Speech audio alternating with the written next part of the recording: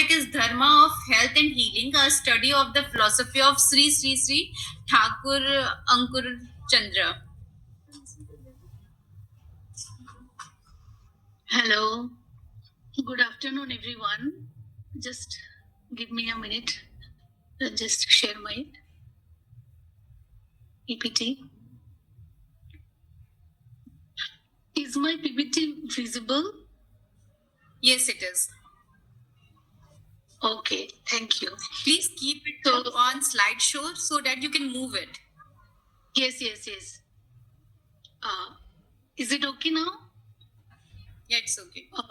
So this is the title of my presentation, Dharma of Health and Healing, a study of the philosophy of Sri Thakur Ankur Chandra.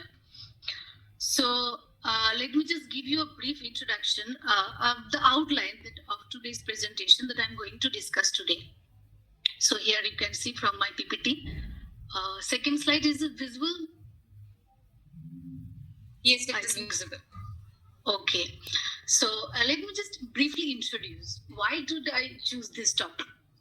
So first of all, a couple of decades ago during our school days, we introduced a kind of conflict concept like science is a blessing or science is a curse. So from that time onwards, and now it's a time in this context of, like communal violence and communal hatred and geopolitical conflict, communalism and sectarianism and provincialism, parochialism, all due to this present context, it leads us to ask, what is dharma? Dharma is a blessing or dharma is a curse, right? I think we are all familiar with this present context, in context of India especially. So I think one of the premises that, like, what we do to enhance our understanding of the world, what we do basically, we do binary opposition, binary construction, like dharma and science, God and the Google, right? So it's a very technology oriented and science domain era. So now the question is why we are doing this Dharma conference, right? So why Dharma at all? Is science not enough? So what can science do? And what science cannot do? So, science is very much is a focus, is focused on more on innovation, development, infrastructural developments, and external all over the development and innovation, technological infrastructural development, which are all very much external aspects. But what science cannot do, it cannot develop the inner personality development. It cannot bring peace. It cannot bring love. So that's why, the necessity. What is the relevant of dharma? Why we are doing this dharma conference and all these things? So that's why I'm trying to understand that what do we basically think that dharma and the binary construction dharma and science are contradictory, but that's why dharma and binary are not contradictory at all, because the science, what do you think? Science only for the scientist, or science is for you, or science is yours, science is mine, science is for everybody, right?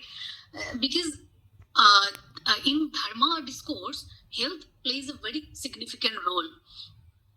And what my paper is trying to say that when health is playing a significant role, then health, which is a very much a field or a domain of science, right?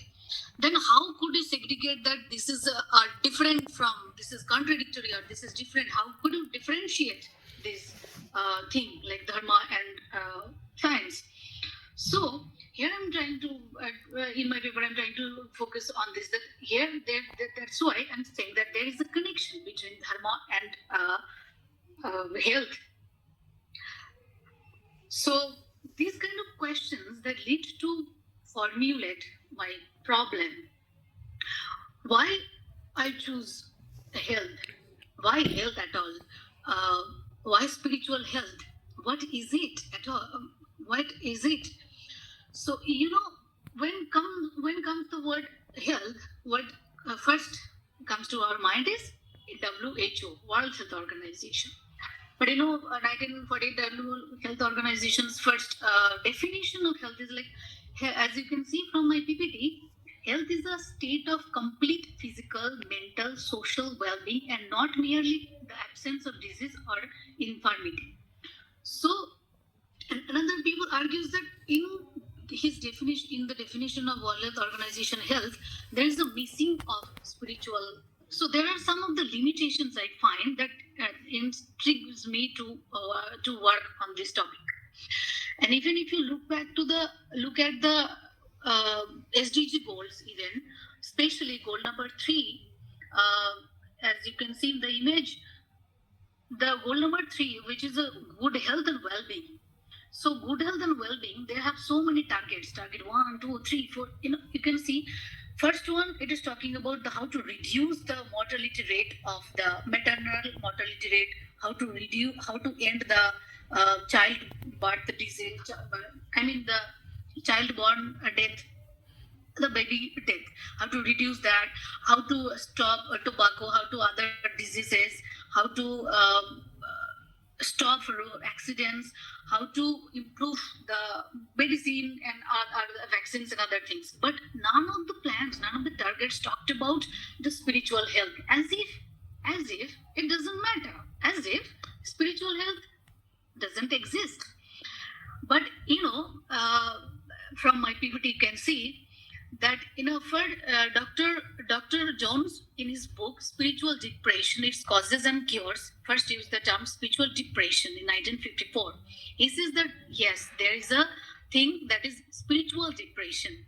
And another study also says that in 2018, from a slide, spiritual distress occurs when a person is no longer able to find meaning, peace, comfort, strength, or connection in life.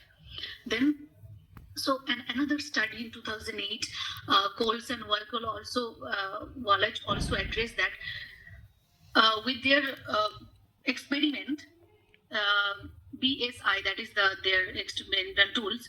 They says that the people of their sample, they have studied that 7% of psychological distress are measured the people who are practicing spirituality in their life, and who do not practice spirituality in their life, they are facing 36% of the distress these people are facing.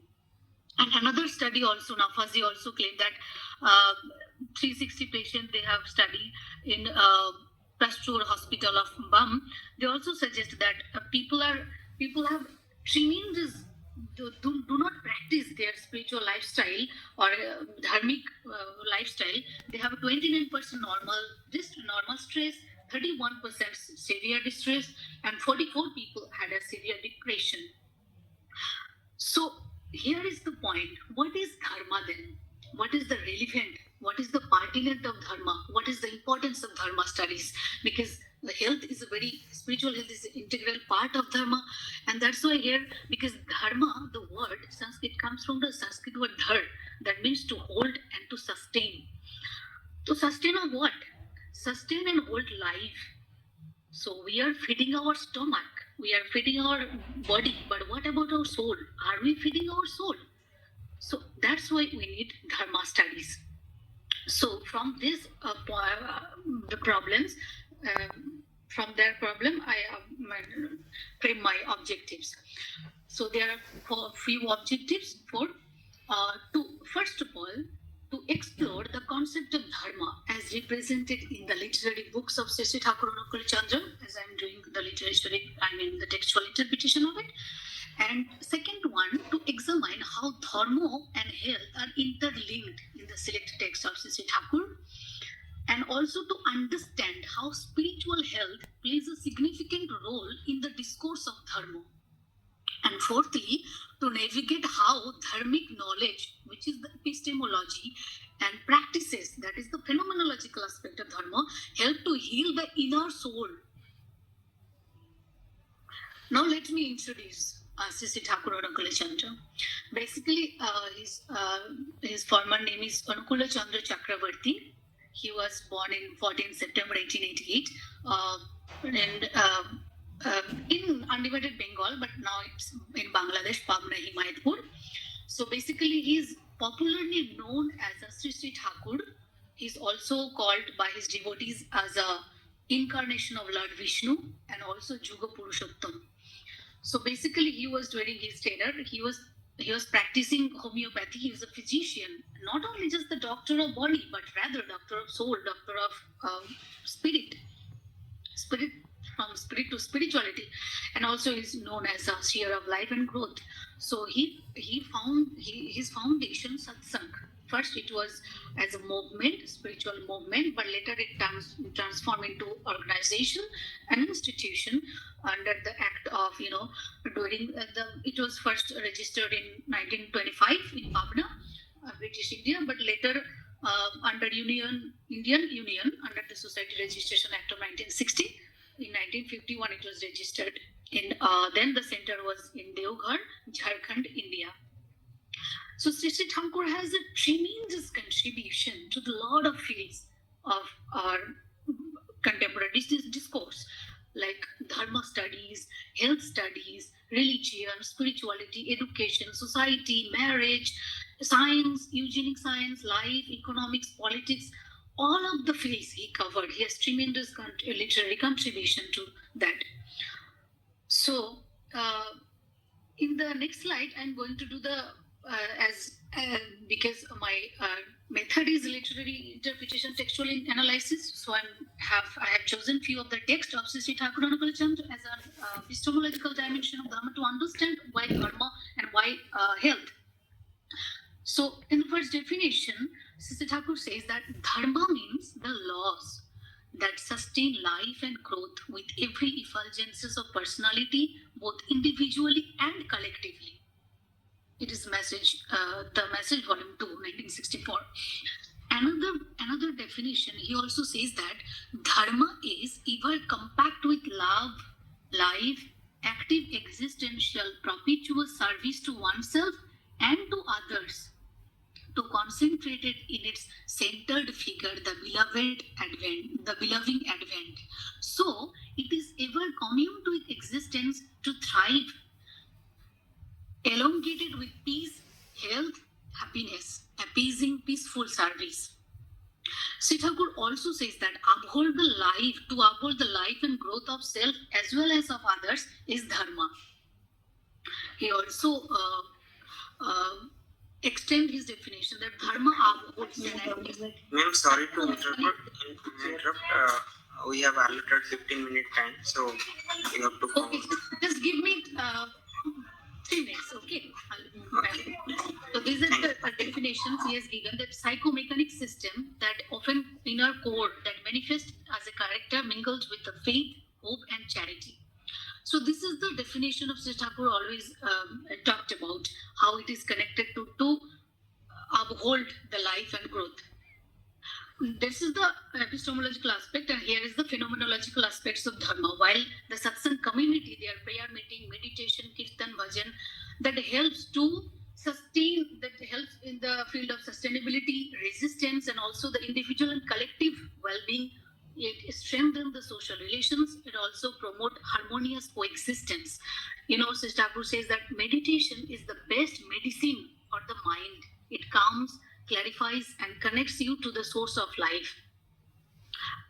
And just let me go through a little bit.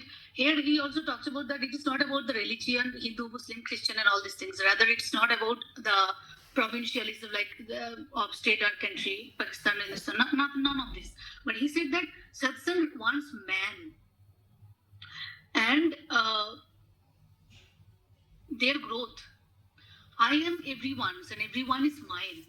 So that thinking helps you to understand what dharma is in a true sense for sustainability purpose. And here the finding of my paper. So what I find from my paper is that the connection between dharma and health, especially the spiritual health, and how dharma and biology as a field of science are complementing to each other. And Sri Thakur's literary writing also integrate dharma and health. And also an interdisciplinary approach provides an inclusive and holistic and comprehensive understanding of health through the concept of dharma as given by Sri Thakur. So my paper contributing to the lot of aspects, it adding new insights and understanding to the existing dharma studies, and also contributing to the Hindu studies for evolution in the present era, and demands for an integrating approach to the health studies, and also calls for an inclusion of spiritual health plans in the future plan of WHO and SDGs, and also it opens up a new door for spiritual therapeutic practices. So here are my bibliography. Thank you so much. Thank you so much, Chandana. Without wasting time, I'm just calling Ekta Minya